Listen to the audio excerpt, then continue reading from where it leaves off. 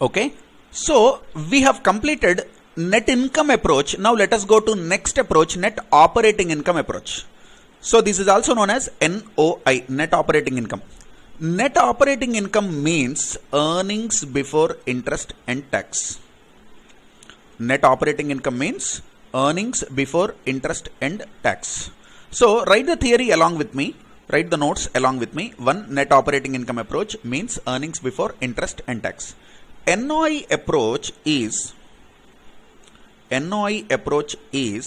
a capital structure irrelevance theory. A capital structure irrelevance theory. What is the meaning of it? That means KO is constant and is independent of capital structure. That means a change in capital structure will not affect KO. Therefore, value of the firm V is also constant. V depends on EBIT but not depends on KE. That means capital structure neither affects KO, nor affects your value of the firm. So, capital structure,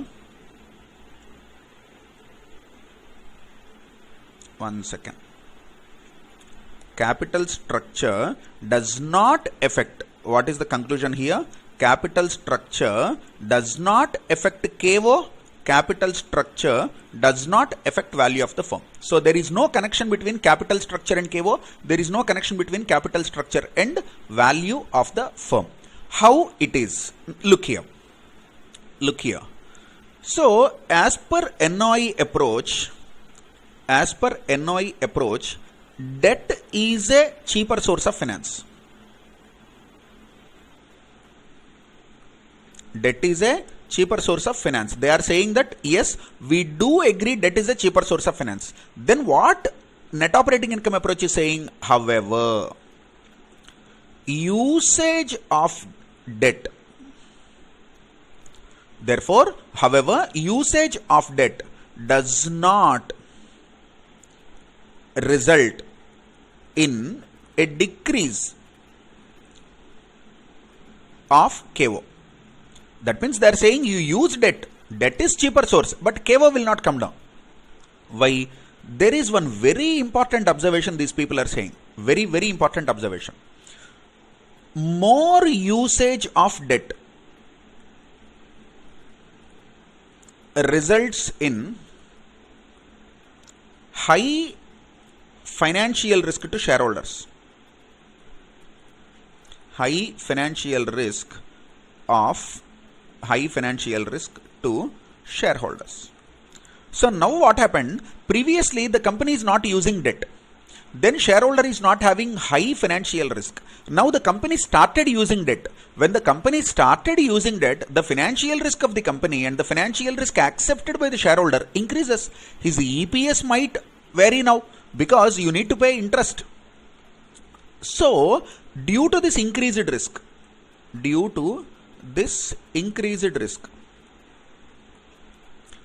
shareholders expect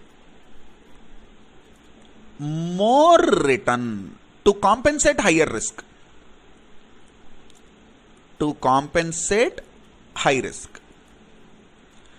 What is this called? This is called risk premium. So what they are saying, if debt increases, KO will not affect, but KE will increase. If debt increases, KO will not come down, KE will increase. Why KE will increase? Now, look at this diagram, you will understand it better. So, yesterday, we have seen similar graph for net income approach, if you remember. Today, we are making one graph for net operating income. So, this is KD, this is KE. So, you remember theory, this is capital structure, that means debt 0% debt, 25% debt, 50% debt, 75% debt, 100% debt. This is say 5%, this is 10%, this is 15%, this is 20%, this is 25%, this is 30%, this is cost of capital. Now, what your equity shareholder is telling you, this is KD, this is KE as per your net income approach. So, now your shareholder is saying, dear company, you are using more and more debt. That means my risk is increasing. When you are using zero debt, you gave 25% return to me, I was happy. When you have zero debt, that means there is no financial risk to shareholder. That time you gave 25% return on investment to me, I was happy. Now you started increasing the debt component.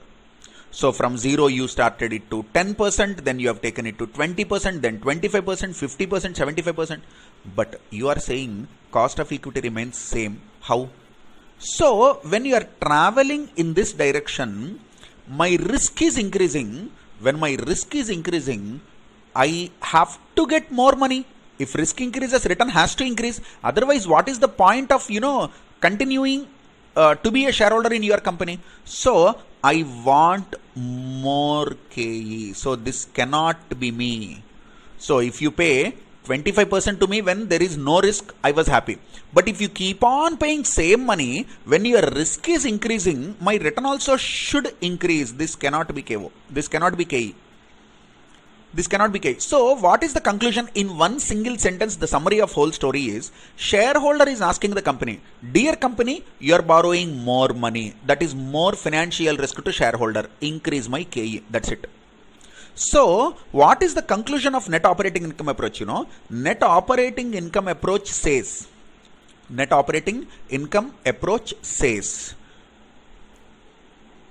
usage of more debt is a benefit to company.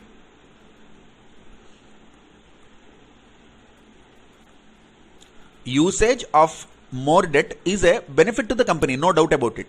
But this benefit will not result in KO coming down. This benefit will not result in KO coming down. Why? Because this is exactly offset by increase in equity shareholder expectation. Increase in equity shareholder expectation.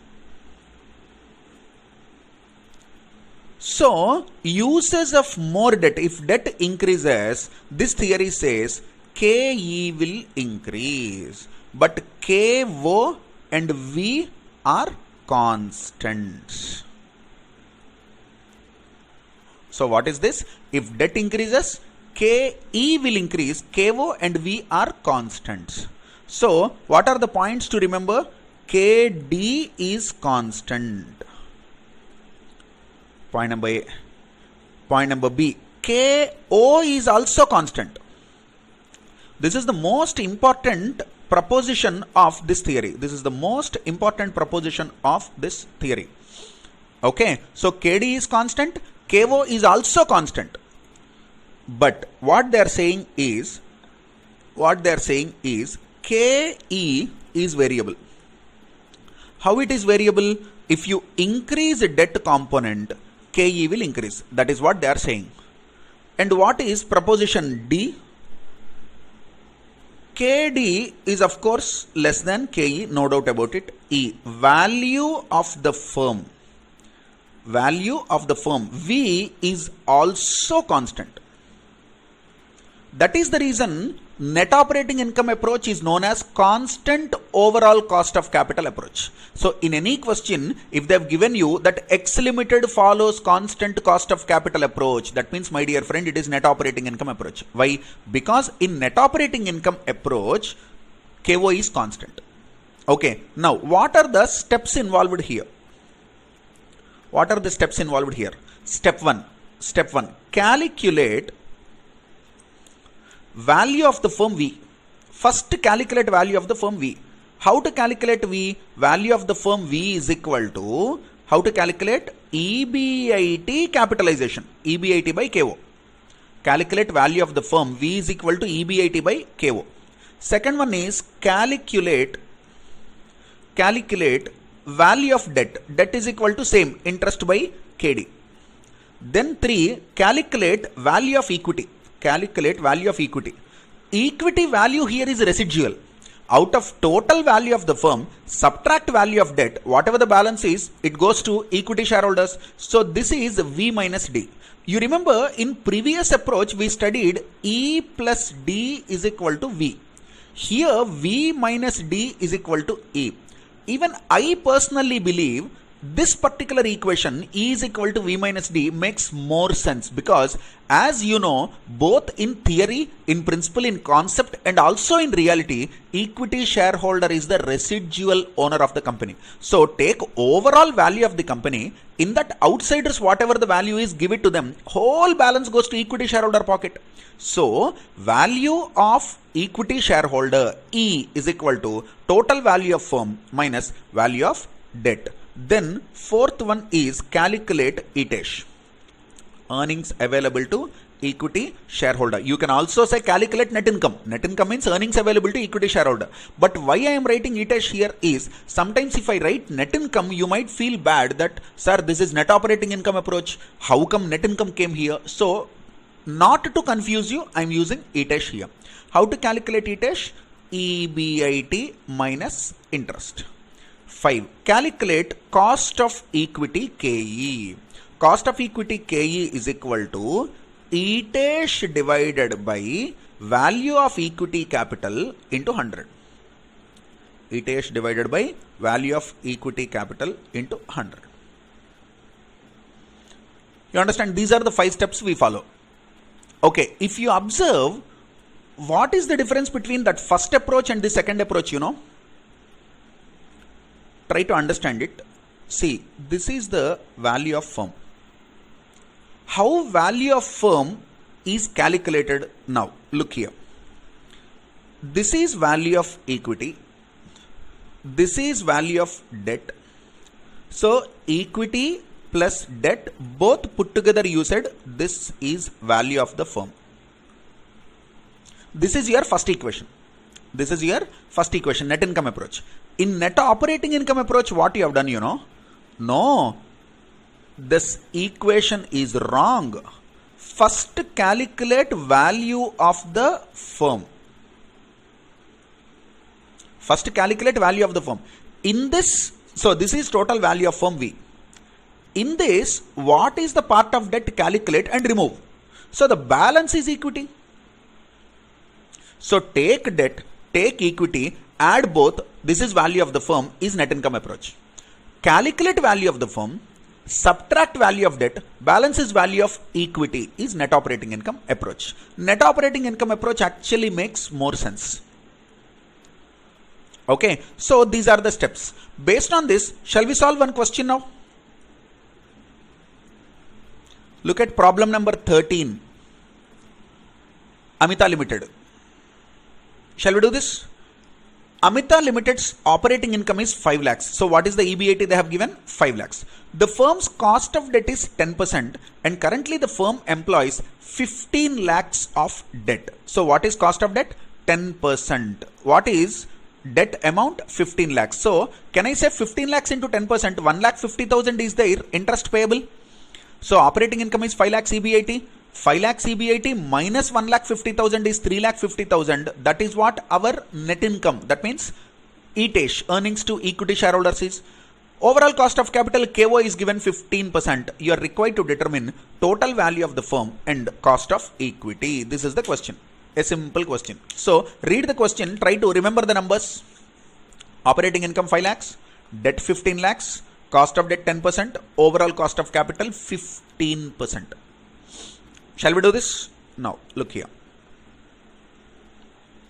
What is our step 1? Calculate value of firm V. How to calculate V? V is equal to EBIT by KO. That is equal to, EBIT is given in the question, 5 lakhs. Divided by KO is given in the question, 15%. So calculate 5 lakhs divided by 15%, how much? Is it 33 lakh 33,333? So this comes to 33 lakhs 33,333. To calculate value of debt D. In this question D is given how much? 15 lakhs. So what is the difference? Value of equity. Value of equity is equal to total value of the firm minus value of debt. So subtract 15 lakhs from this. So you got 18 lakhs 33,333. 18 lakhs 33,333. So this is the value of equity. 4. Calculate ETESH. How do we calculate ETESH? ETESH is equal to EBIT minus I. In the question EBIT is given 5 lakhs. Debt is given 15 lakhs into 10% interest rate. 15 lakhs into 10% comes to 1,50,000. Can I say therefore ETESH is equal to 3,50,000? So how do we calculate KE? KE is equal to ETESH by E into 100. This is nothing but return on investment formula. Okay. So how much you invested? Value of equity you invested. What is the return you are getting? ETESH. So ETESH by E into 100 is your KE. What is ETESH? 3,50,000. What is E? 18 lakhs 33,333 into 100. So calculate how much it is. 3,50,000 divided by 18 lakh 33,333 percentage. 19.09%. So what is the answer? 19.09%. This is KE. You understand? Simple question. Now try to remember one very important thing, okay? If in the exam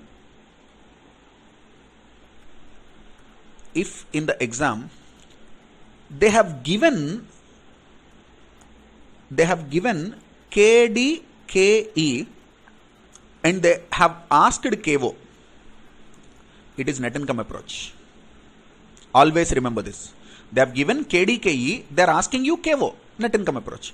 If they have given KD, KO and they asked KE, it is net operating income approach. So basically in net income approach or traditional approach, you calculate KO. Remember, in capital structure relevance theories, that is net income approach and traditional approach, you calculate KO. In net operating income approach and Modigliani-Miller approach, you calculate KE. Why? Simple. You calculate always what is variable.